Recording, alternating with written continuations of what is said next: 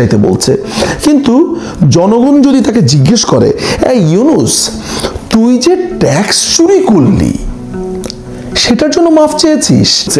আপনারা এটাও জেনে থাকবেন যে 2023 সালের 25শে জুলাই এই ইউনুস ট্যাক্স যে চুরি করেছিল তার ব্যক্তিগত আয়কর যে সে দেয়নি সেটা ধরা পড়ে যাওয়ার পরে কোর্টের রায় যখন হয়েছে সেখানে সে প্রায় 13 কোটি টাকা ট্যাক্স দিয়েছে। এরকম একটা ঘটনা যদি ব্রিটেনে ঘটতো এবং প্রমাণিত হতো যে এরকম ট্যাক্স চুরি করেছে, তাকে জনগণ ঘাড় ধাক্কা দিয়ে বের করে দিত। অথচ এই চোরটি এমন একজনের ব্যাপারে কথা বলছে, টিউলিপ সিদ্দিকের ব্যাপারে, যিনি ক্লিন চিট পেয়েছেন। ব্রিটেনের ইন্ডিপেন্ডেন্ট একজন তদন্তকারী স্যার লরি ম্যাগনাস পরিষ্কারভাবে বলেছেন যে তিনি কোনো ধরনের করাপশন করেননি। অথচ এই ইউনুসই 2023 সালে তাকে যখন লোয়ার কোর্টে একটা অভিযোগে আদালতে নেওয়া হয় তখন সে নিজের মুখে বলেছে যে তিনি যতদূর জানেন যে একজন মানুষ বিচারের আগ পর্যন্ত তিনি নির্দোষ। চলুন আমরা এই ভিডিওটা একটু দেখে নেই। আমাদের নিয়ম, আমি যতটুকু জানি যে যতদিন আসামি অপরাধী প্রমাণিত না হচ্ছে ততদিন তিনি নির্দোষ, নিরপরাধ। আপনারা ভিডিওটা দেখেছেন, ইউনুস তার নিজের মুখ দিয়ে বলছে যে অপরাধ প্রমাণিত হওয়ার আগে কেউ দোষী নয়। কিন্তু টিউলিপ সিদ্দিকের প্রসঙ্গ যখন এসেছে তখন তার এই সমস্ত প্রিন্সিপল, তার এই মিষ্টি মিষ্টি কথা সব চেঞ্জ হয়ে গেছে। সে বলছে টিউলিপকে ক্ষমা চাইতে হবে। কেন ক্ষমা চাইতে হবে? টিউলিপের ব্যাপারে অভিযোগ এসেছে এবং তিনি প্রমাণিত হয়েছেন তিনি এসব কিছুর সাথেই যুক্ত নন। তাহলে এই লোকটি যে কি ভয়ঙ্কর ভিন্ডিকটিভ সেটি প্রমাণিত হলো। এবং ইন্টারেস্টিং ব্যাপার হলো যে আপনারা হয়তোবা দেখে থাকবেন যে ইউনুসের ব্যাপারে আমি 3টা ভিডিও করেছি, আরো প্রায় 10টা থেকে 15টার মতো তার ব্যাপারে, তার দুর্নীতি নিয়ে ভিডিও আসবে, যেখানে পরিষ্কার দেখা গেছে যে ইউনুস গ্রামীণ ব্যাংকের এমডি হিসেবে আসবার পর তার বাবা এবং তার ফ্যামিলির ডুবে যাওয়া কোম্পানি প্যাকেজিং কর্পোরেশন লিমিটেডকে কিভাবে লোন দিয়েছে অবৈধভাবে, তাদের সমস্ত টাকা পয়সা দিয়ে তাদের ভঙ্গুর পুরো ফ্যামিলি বিজনেসকে দাঁড় করিয়েছে গ্রামীণ ব্যাংকের টাকা দিয়ে। প্লাস গ্রামীণ ব্যাংকে থাকা অবস্থাতে অবৈধভাবে নতুন নতুন কোম্পানি খুলে সেই কোম্পানিকে দিয়ে ব্যবসা করিয়ে আবার সেই কোম্পানি যাতে ট্যাক্স না দেয় তার জন্য নানান ধরনের ফন্দি ফিকির করে প্রায় 666 কোটি টাকা প্লাস ট্যাক্স চুরি করেছে। এবং সেটা রায় হওয়ার আগে যখন সে বাংলাদেশে এই দখলদার বাহিনীর প্রধান হিসেবে আবির্ভূত হলো তার পরপর সে তার রায়টাই পর্যন্ত খারিজ করে দিয়েছে, বন্ধ করে দিয়েছে এবং রায় যাতে না হয় সেটার পুরোপুরি ব্যবস্থা করেছে।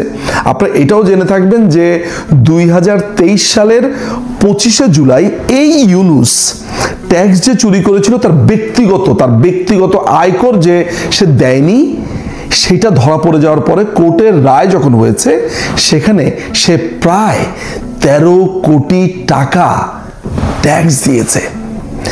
এরকম একটা ঘটনা যদি ব্রিটেনে ঘটতো এবং প্রমাণিত হতো যে এরকম ট্যাক্স চুরি করেছে, তাকে জনগণ ঘাড় ধাক্কা দিয়ে বের করে দিত। অথচ এই চোরটি এমন একজনের ব্যাপারে কথা বলছে, টিউলিপ সিদ্দিকের ব্যাপারে, যিনি ক্লিন চিট পেয়েছেন। ব্রিটেনের ইন্ডিপেন্ডেন্ট একজন তদন্তকারী স্যার লরি ম্যাগনাস পরিষ্কারভাবে বলেছেন যে তিনি কোনো ধরনের করাপশন করেননি, তিনি কোনো ধরনের অসঙ্গতি নেই তার মিনিস্ট্রিয়াল রেসপন্সিবিলিটি বা তার যেই ডিউটিগুলো আছে কোড অফ কন্ডাক্টগুলোর সাথে, তার যা পেয়েছি সেগুলোর সাথে কোনো কিছুই ব্রিচ করে না। তো যেটা বলছিলাম যে টিউলিপ সিদ্দিক আপনার যখন পদত্যাগ করলেন তখন তিনি সেটি জানিয়েছেন ব্রিটেনের প্রধানমন্ত্রী কেয়ার স্টারমারকে। তো স্টারমার পাল্টা চিঠিতে তিনি খুবই দুঃখ এবং ভারাক্রান্ত মনে বিদায় দিয়েছেন বা চলে যাচ্ছে টিউলিপ সিদ্দিক, সেটা তিনি দুঃখ পেয়েছেন বলেছেন এবং এটাও কনফার্ম করেছেন যে আপনার ব্যাপারে কোনো ধরনের দুর্নীতির প্রমাণ পাওয়া যায়নি। অর্থাৎ অভিযোগ এসেছে, লক্ষ্য করে দেখেন কালচারের পার্থক্যটা লক্ষ্য করে দেখেন যে একজন মন্ত্রীর বিরুদ্ধে অভিযোগ এসেছে, অভিযোগ আসতেই পারে, সেই অভিযোগের পূর্ণ তদন্ত হয়েছে, স্বাধীন তদন্ত হয়েছে। আপনারা জানেন যে ইংল্যান্ডে কি ধরনের তদন্ত হবে, এখানকার ব্যবস্থা কি, আপনারা সব জানেন, এটা নতুন করে বলার কিছু নেই। ফলে এখানে যে তিনি কোনো ধরনের ইনফ্লুয়েন্সের শিকার হয়েছেন বা তিনি জোর করে ক্লিন চিট দিয়েছেন, ব্যাপারটা তো একেবারেই তা না। তার মানে তদন্ত সাপেক্ষে টিউলিপ সিদ্দিককে বলা হয়েছে যে তিনি এগুলোর সাথে যুক্ত নন। তারপর তিনি পদত্যাগ করেছেন, অর্থাৎ তিনি মাথা উঁচু করে গৌরবের সাথে তিনি এই পদ থেকে সরে গেছেন। কেন, তাও খুবই ইন্টারেস্টিং, যাতে তাকে নিয়ে আলোচনার প্রেক্ষিতে রাষ্ট্র ক্ষতিগ্রস্ত না হয়, তার দল ক্ষতিগ্রস্ত না হয়। কি অসাধারণ একটা ব্যাপার তিনি সেট করেছেন। কিন্তু বাংলাদেশের হাবাতে মিডিয়াগুলো, বাংলাদেশের ফকিন্নি মিডিয়া আমি বলবো, ছ্যাঁচড়া টাইপের মিডিয়া, বা কিছু মানুষ আছে যারা লুঙ্গিটা উঁচা করে রাস্তাঘাটে পেশাব করে, তারাও টিউলিপ সিদ্দিককে নিয়ে আলোচনা করছে। অর্থাৎ যাদের কোনো ধরনের স্ট্যান্ডিং নেই, মোরাল স্ট্যান্ডিং নেই, তারা আলোচনা করছে, জাস্ট ভিন্ডিকটিভ আলোচনা। মাননীয় প্রধানমন্ত্রীর নেইস, ফলে তাকে নিয়ে দু একটা কটু কথা, তাকে একটা পাঞ্চিং ব্যাগের মতো পাঞ্চ করা, এটা হচ্ছে বাংলাদেশ মিডিয়ার এই নোংরামোটা। কিন্তু আমার এই ভিডিও করবার উদ্দেশ্য হচ্ছে, অনেকে এই পুরো ব্যাপারটা ক্লিয়ার হচ্ছিল না যে টিউলিপ সিদ্দিকের ব্যাপারটা আসলে কি হয়েছে।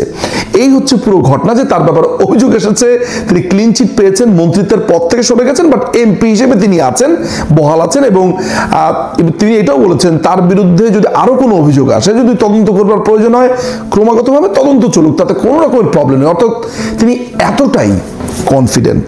আপনারা কি একটা জিনিস দেখেছেন যে এই যে পশ্চিমের যে প্রথাটা, যে একজন মানুষের ব্যাপারে অভিযোগ আসলে তিনি সেটা সিরিয়াসলি নেন, তিনি নিজের থেকেই বলছেন যে আমার ব্যাপারে তদন্ত করেন, এবং তদন্তের পর তিনি আবার সরেও যাচ্ছেন, অর্থাৎ তিনি গ্লুর মতো লেগে থাকছেন না তার এই পোস্টার জন্য। এবং এই পুরো ব্যাপারটা কিন্তু অ্যাপ্রিসিয়েট করবার কথা ছিল, সবাই আসলে এটা ক্ল্যাপ করার কথা ছিল, যে বাহ, আপনার ব্যাপারে ক্লিন চিট দেওয়ার পর আপনি সরে যাচ্ছেন। এবং ইংল্যান্ডের এই যে প্রথা, এই যে তার দলের ব্যাপারে ভাবা, দেশের ব্যাপারে ভাবা, এইটা নিয়ে যে বাহবা দিবে, সেটা না দিয়ে এই ফকিন্নি বাংলাদেশের মিডিয়াগুলো আর এই দখলদারি বাহিনীগুলো শুধুমাত্র পলিটিক্যাল ভিন্ডিকটিভনেসের জন্য টিউলিপ সিদ্দিককে সমালোচনা করছে।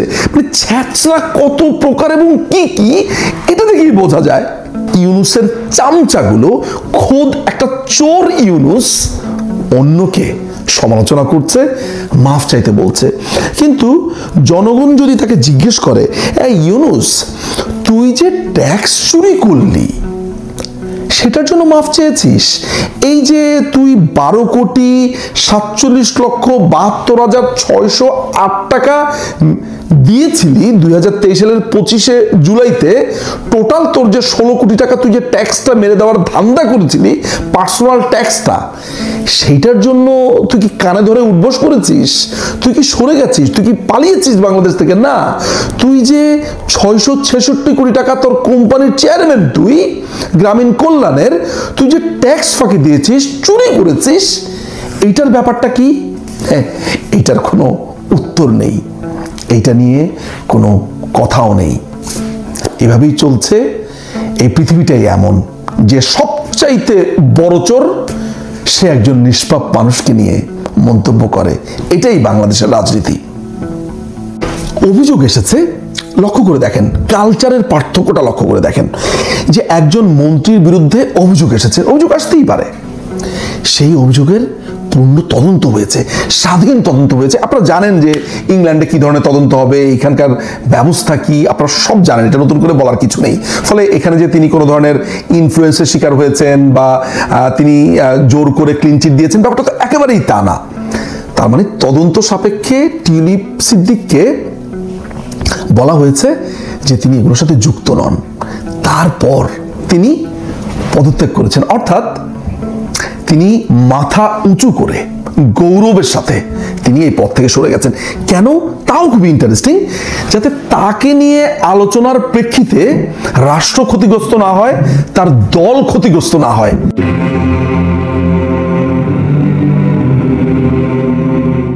যুক্তরাজ্যের নগরমন্ত্রী এবং লন্ডনের হ্যাম্পস্টিড এবং হাইগেট এলাকার এমপি টিউলিপ সিদ্দিক তার মন্ত্রিত্বের জায়গা থেকে রেজিগনেশন দিয়েছেন, অর্থাৎ নগরমন্ত্রীর জায়গা থেকে তিনি রেজিগনেশন দিয়েছেন এই গত 14ই জানুয়ারি।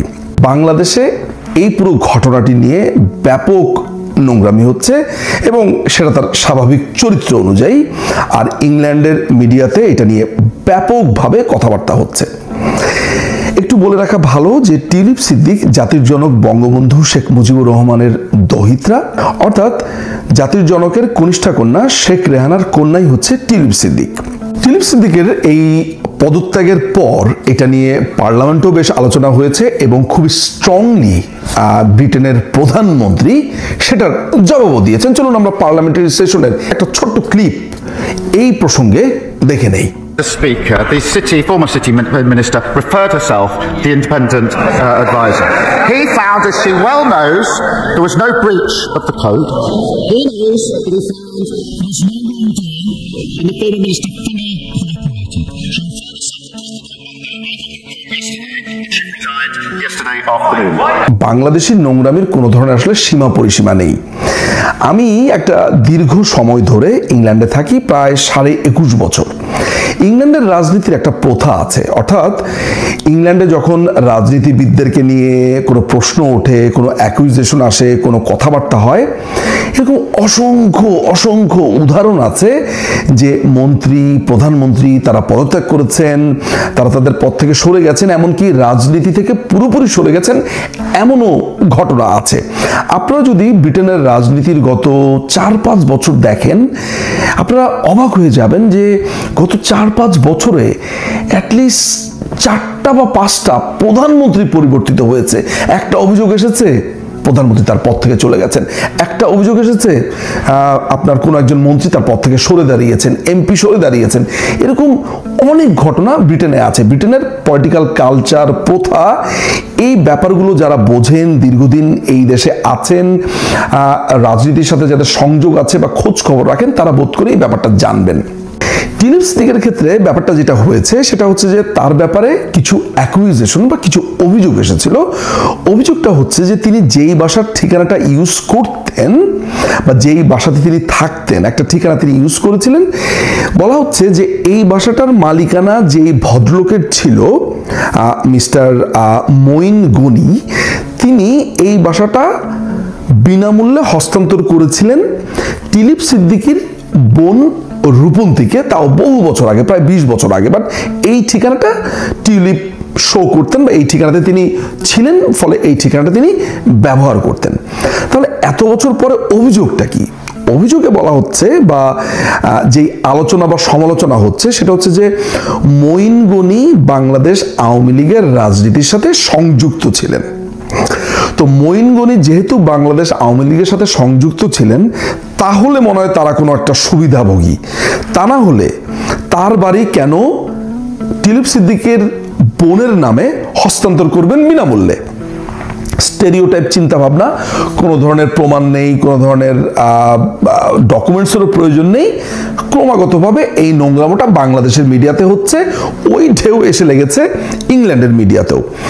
তো টিউলিপ সিদ্দিক করেছেন কি, তার বিরুদ্ধে যে এই অভিযোগটা আসার পরে তিনি নিজেই আপনার এটার তদন্ত চেয়েছেন। তিনি বলেছেন আমার ব্যাপারে যে অভিযোগটা এসেছে বা আমার বিরুদ্ধে যে অভিযোগটা এসেছে সেটার ব্যাপারে তদন্ত হোক। যত রকমের ডকুমেন্টস আছে, যা যা আছে, এগুলো তিনি সব কিছু দিয়েছেন। দেওয়ার পরে তদন্ত করেছিলেন এই মিনিস্টারিয়াল কোড অফ কন্ডাক্ট যারা দেখাশোনা করেন তাদেরই একজন sir Laurie Magnus. Sir Laurie Magnus একটা দীর্ঘ পর্যালোচনা দিয়েছেন। তার 3 পাতার আপনার যেই রিপোর্ট আছে সেটাও তিনি দিয়েছেন 14ই জানুয়ারি। আমি এখানে প্যারাগ্রাফগুলোকে ভাগ করেছি আপনার প্রায় 10টা ভাগে। মুদ্রা কথা ছিল তার রিপোর্টের, তিনি অনেকগুলো আলোচনা করেছেন এবং তিনি এইটাও বলেছেন যে টিউলিপ সিদ্দিক তাকে এনাফ ডকুমেন্ট তাকে দিয়েছেন, তার যা যা প্রয়োজন যা আছে সমস্ত কিছু দিয়েছেন। এবং এটার 2 নম্বর প্যারাগ্রাফে তিনি সেটি বলেছেন। তিনি এই তদন্ত করতে গিয়ে তার ফাইনাল রিপোর্টে বলেছেন যে টিউলিপ সিদ্দিকের ব্যাপারে আমি এমন কিছুই পাইনি যেখানে বলা যেতে পারে তিনি মন্ত্রিত্বের যে নিয়মকানুনগুলো আছে সেগুলো ভঙ্গ করেছেন। অর্থাৎ টিউলিপ সিদ্দিককে কমপ্লিটলি ক্লিন চিট দিয়েছেন যে তিনি কোনো কিছু এই ধরনের অপরাধ, দুর্নীতি বা যেসব অভিযোগ এসেছে সেগুলো থেকে তিনি মুক্ত। এই রিপোর্টটা তিনি টিউলিপ সিদ্দিককেও যেমন দিয়েছেন, তিনি ব্রিটেনের যে প্রধানমন্ত্রী আছে কেইর স্টারমার তাকেও তিনি দিয়েছেন। টিউলিপ সিদ্দিক একটা অদ্ভুত একটা ব্যাপার করেছে যেটা আমাকে বিস্মিত করেছে, মুগ্ধ করেছে। তার ব্যাপারে যখন অভিযোগটা এসেছিল তদন্ত তিনি নিজেই চেয়েছিলেন, তদন্ত চলেছে, এবং তাকে যখন ক্লিন চিট দেওয়া হয় যে না তিনি কোনো ধরনের দুর্নীতি করেননি, কোনো ধরনের সম্পদ আত্মসাৎ করেননি, কোনো কিছুই যখন পাওয়া যায়নি, ক্লিন অবস্থাতে তিনি মন্ত্রিত্বের পদ থেকে রেজিগনেশন দিয়েছেন। কেন আমি মুগ্ধ হয়েছে জানেন? তার এই পলিটিক্যাল ধীশক্তি, তার এই পলিটিক্যাল যে ম্যাচুরিটি, সেটার জন্য। এটার ফলে বাংলাদেশের দখলদার বাহিনীর যে প্রধান ইউনূস, তাকে একটা কোষে চড় দেওয়া গেছে। কেন আমি পার্টিকুলারলি ইউনূসের কথা বললাম জানেন? কারণ ইউনূস গত কয়েকদিন আগে বলেছে, অর্থাৎ এই রিপোর্টটা পাবলিশ হওয়ার আগে বলেছে যে টিউলিপের সবার কাছে ক্ষমা চাওয়া উচিত। কেন ক্ষমা চাওয়া উচিত? তার ব্যাপারে তদন্তের কোনো রিপোর্টও আসেনি, তিনি আসলে অপরাধী না অপরাধী না, বা দুর্নীতি হয়েছে কি হয়েছে না, কোনো ধরনের রিপোর্টও আসেনি। তার আগেই মন্তব্য করে বসেছে ইউনূস, অপরাধী সাব্যস্ত করে।